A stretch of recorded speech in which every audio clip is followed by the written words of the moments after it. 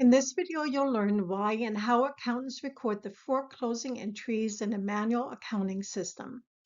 In many companies, this process is automated and closing entries are completed with a click of a button. But it's not always as easy as that.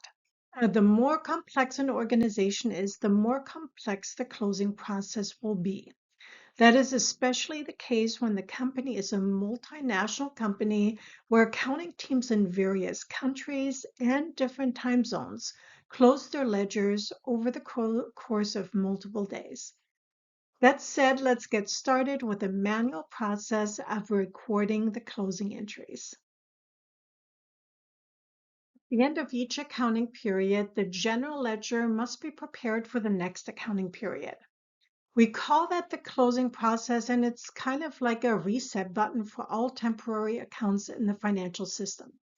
To use an analogy, closing entries in accounting are like washing your dishes after a meal. You aren't throwing them away, you're just cleaning them up for the next dish. In accounting, it's important that accountants are able to report on each accounting period separately rather than commingle the results from one with another accounting period. To use that cooking analogy again, you wouldn't want leftovers from your prior meal on your dishes when you're cooking your next meal. That is why we close the temporary accounts so that these accounts have a zero balance at the end of the accounting period. Just a reminder, temporary accounts include all income statement accounts as well as owners' withdrawals and dividends. And there are 4 steps that accounts must take to complete this closing process. In step 1, we'll close all revenue accounts and those income statement accounts that have credit balances to an account called income summary. As part of step 2, we close all expense accounts and those income statement accounts with debit balances to the account income summary. In step 3, we verify that the balance in the income summary account agrees with the net income from the income statement, which tells us that we closed all income statement accounts. Then and only then do we close the income summary account to the capital account. And in step 4, we close the owner's withdrawals or dividend accounts to the capital account as well. And after the closing entries have been posted, the capital account includes the results of operations for the period as well as the drawings and dividends. So let's look at this process step by step. To start, we'll continue to use our textbook example of Eli's Consulting to practice the closing entries.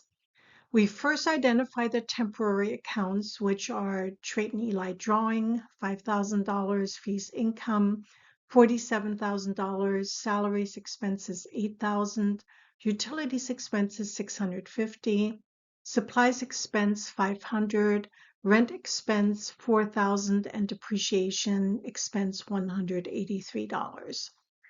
Let's transfer just that information, prepare the closing entries. Step 1 of the closing process involves closing out all revenue accounts and any other income statement accounts with credit balances to income summary. There's only one income statement account that is a revenue account, and we don't have any other credit balances in our income statement. So let's close out the fees income account, which has a credit balance of $47,000 by debiting fees income and crediting income summary. After this entry is posted, the revenue account will have a balance of 0. Step 2 of the closing process consists of closing all expense accounts and those income statement accounts with debit balances to income summary. Expense accounts have a normal debit balance. That means we have to credit these accounts to set them to 0. We do that by debiting income summary for the total of all expenses of $13,333 and crediting each expense account individually. Then we check that the net income from the worksheet, which is $33,667, matches the balance in the income summary account. The income summary account has a credit of $47,000 and a debit of $13,333, with a balance of $33,667. Since it matches, we can now transfer the income summary balance of $33,667 to the capital account. We do that by debiting the income summary account for $33,667 and crediting Trayton Eli Capital. Our last step is to close out the temporary account for Trayton Eli drawing to the capital account. In our fourth journal entry, we debit Trayton Eli Capital for $5,000 and credit Trayton Eli Drawing for $5,000. Let's practice a little bit more with two additional examples. In this example, we have the ledger of Hartley Engineering Company, which contains the following account balances. All the accounts have normal balances, and our task is to journalize the closing entries. First, we need to look at the accounts and determine which of these accounts are temporary accounts, which is basically all accounts that are on the income statement as well as the drawing account.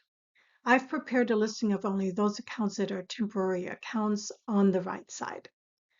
There is the drawing account for Eric Hartley, as well as fees income, depreciation expense, salaries expense, supplies expense, telephone expense, and utilities expenses. I've also calculated the net income, which will help us when we double check that we transferred all temporary income statement accounts.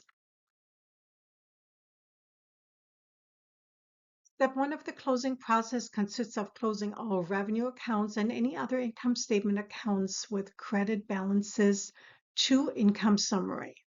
We only have one revenue account, and that is fees income for $85,000. Revenue accounts have normal credit balances, if you recall the dealer mnemonic, and that means that we need to debit fees income for it to be set to zero. So let's do that now. We enter the date and then fees income in the description column and $85,000 into the debit column. On the next line, we indent slightly and write income summary and the amount of $85,000 into the credit column. In step two, we debit income summary and credit all expense accounts and those income statement accounts with a debit balance. Here we have 5 expense accounts that combined add up to $45,100. We debit income summary for $45,100 and then credit depreciation expense, salaries expense, supplies expense, telephone expense, and utilities expenses. The account income summary now has a credit of $85,000 and a debit of $45,100 and a balance of $39,900, which is the net income.